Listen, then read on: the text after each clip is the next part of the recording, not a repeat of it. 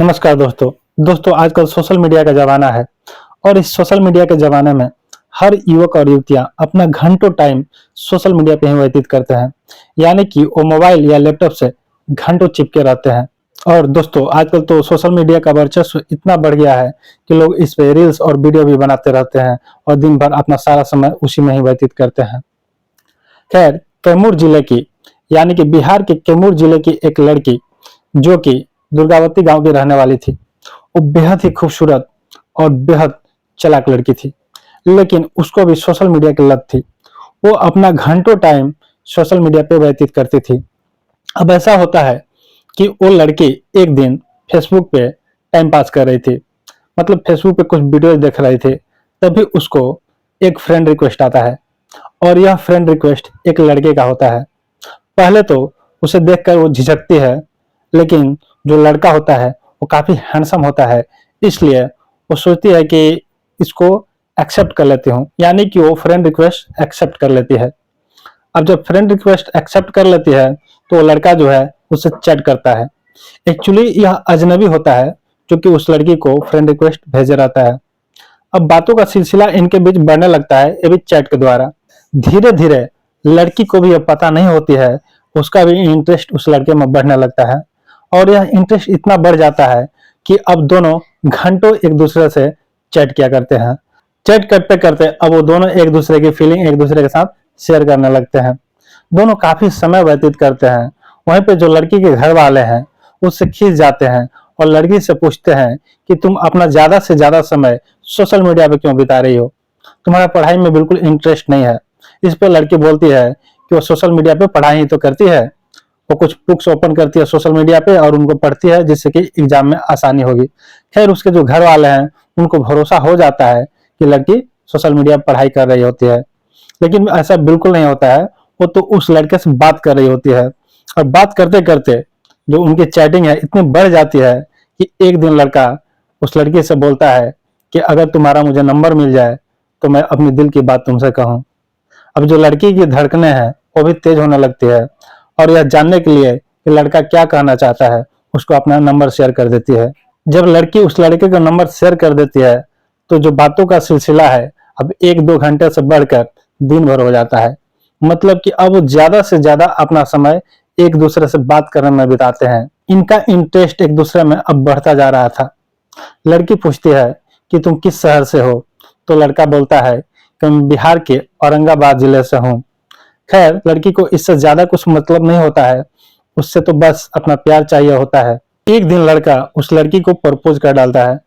लड़की उसको हामी तो नहीं भरती है, लेकिन मन ही मन खुश हो जाती है। उसे इतना एहसास होता है कि लड़का उसको जी जान से प्यार करता है।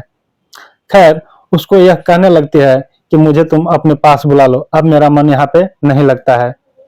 घर वालों को बिना बताए वो कुछ ऐसा करने वाली है जो घर वालों को बिल्कुल ही खबर नहीं है कि उनकी लड़की क्या गुल खिलाने वाली है।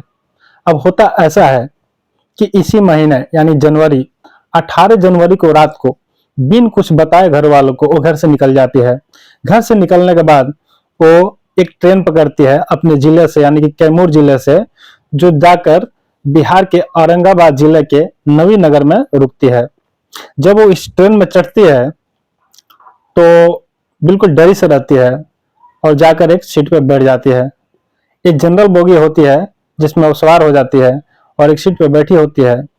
कुछ जो लोग हैं उससे पूछते हैं कि तुम क्या अकेली हो, तुम कहाँ जा रही हो, तो बिल्कुल इसका जवाब नहीं देती है।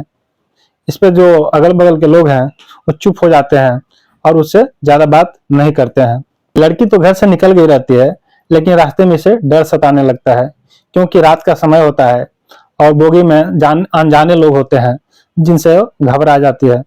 खैर, कैसे भी वो अपना समय बिता रही होती है, तभी वो लड़के को कॉल करती है और बोलती है कि उससे मिलने आ रही है। लड़का जब यह बात सुनता है तो उसकी सांसें अटक जाती है, यानी कि वो बिल्कुल शांत सा जाता है। बोलता है कि तूने मुझे बताया नहीं, तुम कब निकली घर से, कैसे निकली, इस रात में कहाँ जा रही हो, कहाँ आ रही हो। तो लड़की बोलती है बस मैं आने के बाद तुम्हें बताऊंगी। तो लड़का अब क्या कर सकता है, वो बोलता है कि ठीक है, तुम कब आ रही हो। तो लड़की बोलती है कि मैं सुबह में वहां पहुंचूंगी। लड़की को ट्रेन का टाइमिंग का पता नहीं होता है। जबकि जो ट्रेन है रात को 2 बजे करीब में नवीनगर स्टेशन पर पहुंचती है। 2 बजे करीब में जब लड़की स्टेशन पे उतरती है तो चारों तरफ सन्नाटा रहता है। यह देखकर लड़की और भी डर जाती है। खैर वो साहस करके उस लड़के को फोन करती है। लड़का जो है इसका कॉल रिसीव नहीं करता है। जब लड़का कॉल रिसीव नहीं करता है, शायद वो सो गया रहता है, तो लड़की और डरने लगती है।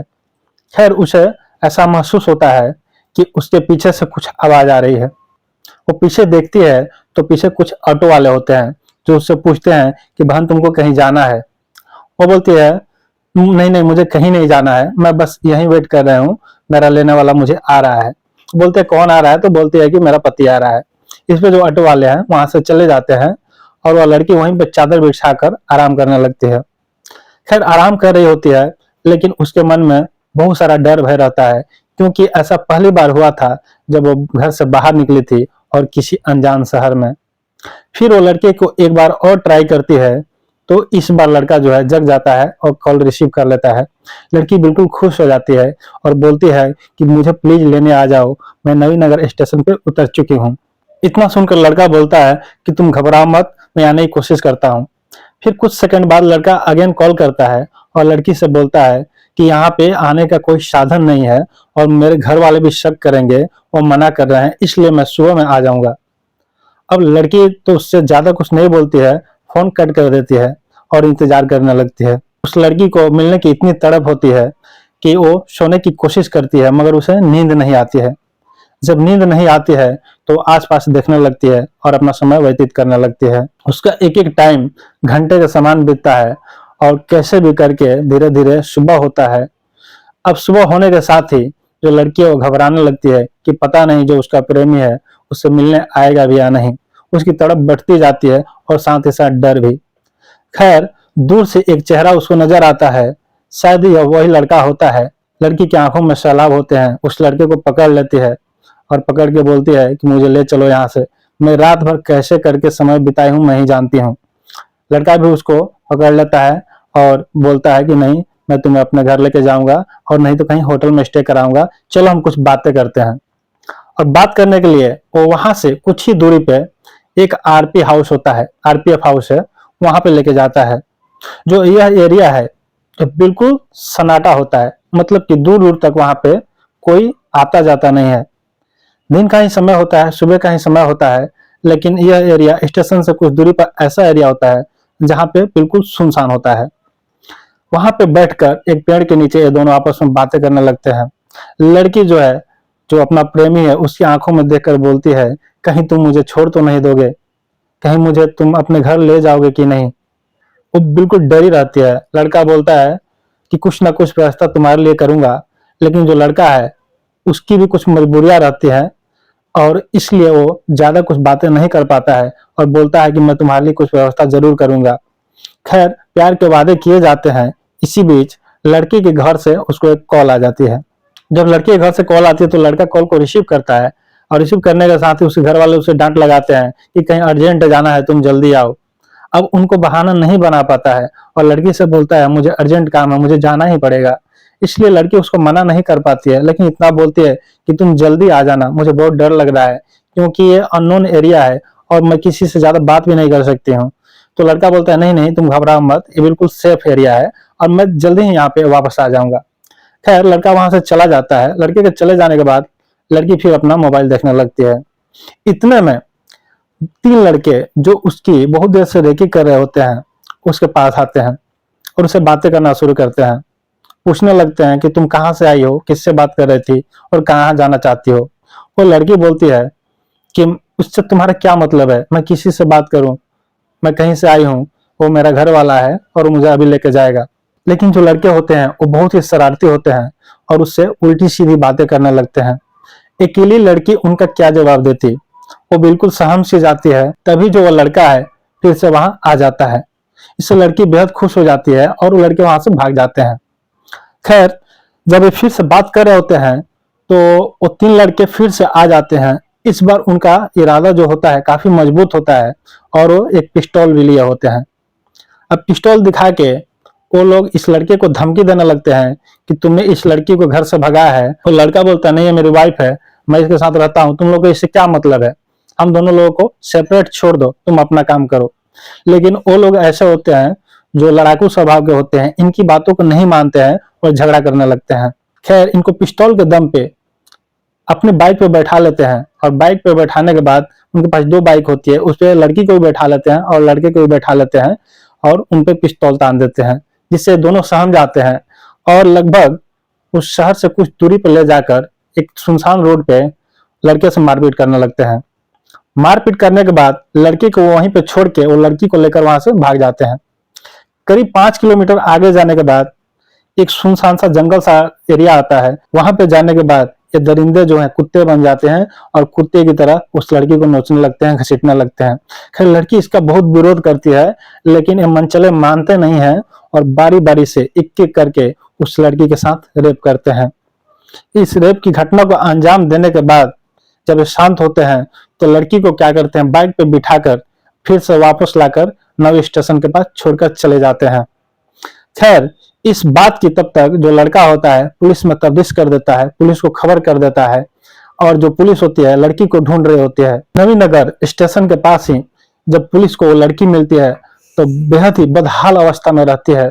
उसकी आंखें भरी हुई रहती है, कपड़े फटे रहते हैं और पुलिस से तो बहुत कुछ कहना चाहती है, लेकिन लोग लाज के डर से कुछ कह नहीं पाती है। पुलिस उससे बहुत पूछताछ करती है, लेकिन उसके आंखों से बस आंसू ही निकल रहे होते हैं। वो अपने प्रेमी से भी नजरें नहीं मिला पा रही होती है। अब पुलिस क्या करती है कि उसको गाड़ी में बैठा कर ले जाती है। लड़का भी इसमें पुलिस का साथ देता है और लड़की से बोलता है कि बोलो तुम्हारे साथ क्या हुआ है, अगर उन लोगों ने कुछ भी किया है तो पुलिस उनके साथ कड़ी से कड़ी कार्रवाई करेगी। लड़की बिल्कुल टूट गई रहती है और जब चारों तरफ से साथ मिलता है तो अपने हुए अत्याचार को वो बयां करती है और बोलती है कि उन दरिंदों ने उसे कैसे नोच घसीटा है। खैर, इस बात की तफ्तीश पुलिस करती है और उनकी जांच जारी करती है।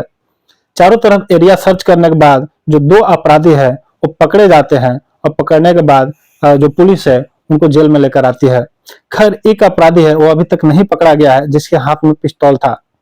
आशा करता हूं कि वो जो अपराधी है जल्द ही पुलिस की गिरफ्त में होगा और पुलिस उस पर कड़ी से कड़ी कार्रवाई करेगी।